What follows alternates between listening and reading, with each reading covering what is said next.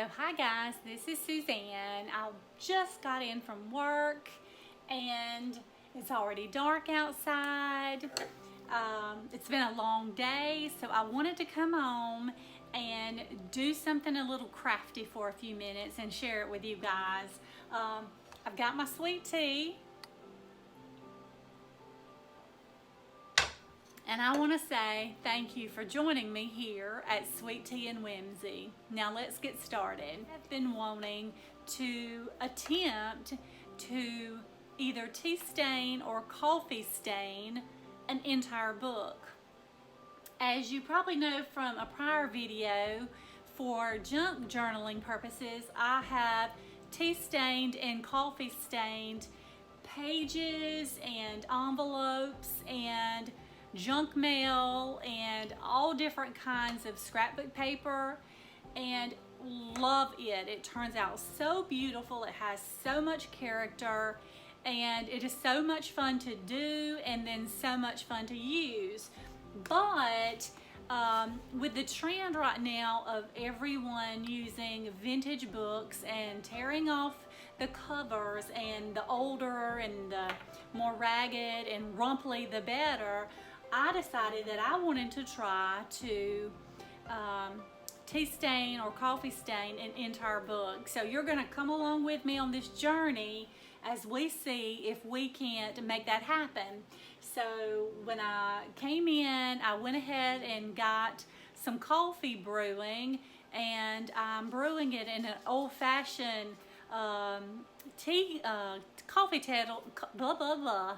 I am brewing it in an old-fashioned coffee kettle on the gas stove, and the house smells wonderful. It smells warm and cozy and filled with the deliciousness of coffee scents. So I'm going to use coffee. I've let it brew for a little while, so hopefully it's very strong, because the stronger the coffee, the darker the coffee stain. So I stopped by the thrift store today and I purchased 2 books, and these are relatively new books, and I did that purposefully because I want to see if I can make these raggedy and tea stained, which would mean taking a new book and turning it old. So let's see if we can't do that together. I am going to grab my scissors. I may need to go get my X-Acto. I've got my X-Acto knife. I did get one hardback cover book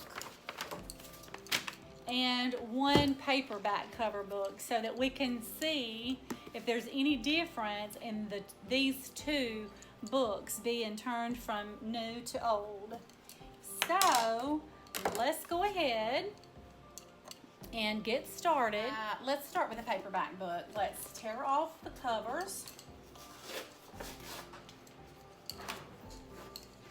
The front and the back cover, let's go ahead and remove that.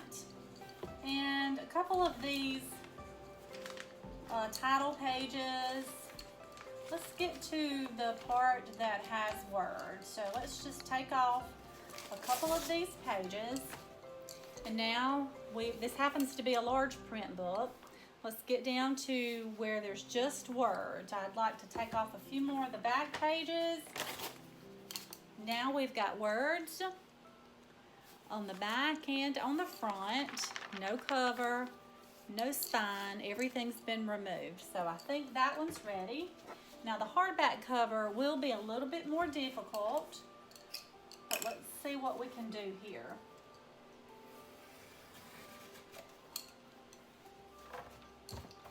I'm using the X-Acto knife just to cut along here by the spine on the front and the back, and then it should just come off relatively easy.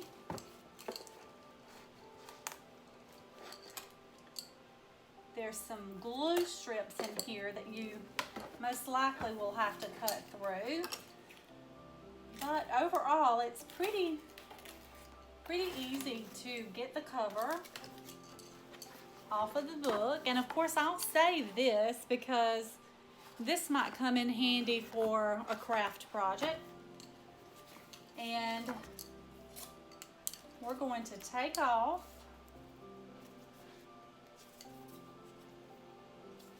I may leave this back piece here on this book. Let me think about that. So we're going to take off a couple of the back pages and several of the front pages, and then we're left with this.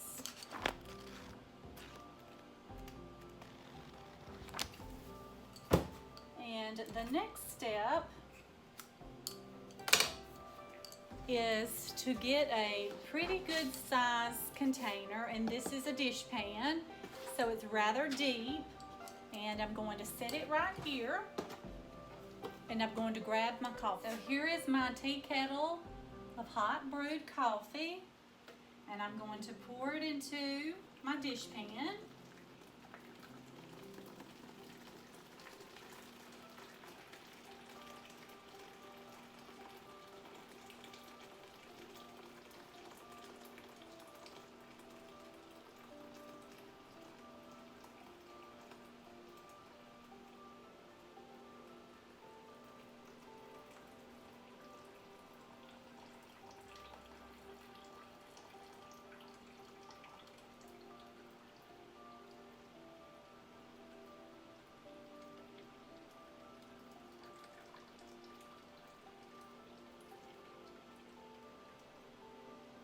And as you know, it's good to the last drop, so let's get out every bit of that beautiful colored coffee, because the more we have, I think the better it will stain our book.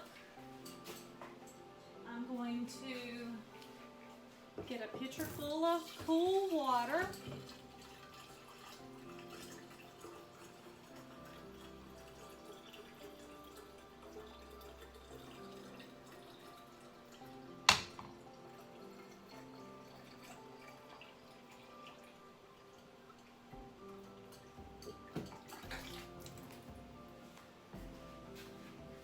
So I'm going to add a pitcher full of cool water for a couple of reasons. This will cool down the hot coffee, and this will provide more liquid in the pan in order to be able to submerge the books. And you guys know I love books. I love to read. And there's just something about the beauty of an old book, the touch, the feel, the smell. I just absolutely love books. And I was just looking at this bookmark that was found in here. And to turn something into a very vintage, old, ruffled, rumpled looking book really intrigues me, because I know a lot of you are also attracted to old vintage books, and this, I believe, will have that, hopefully have that same look and feel. So here's what I'm going to do. I have a wooden spoon, and I'm simply going to take each book and I'm going to submerge it into the coffee.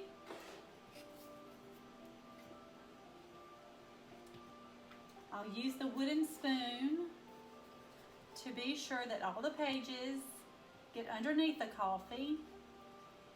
And then, at the same time, I'm going to take my book and open up the pages, flip through the pages, so that the coffee can get in between all the pages and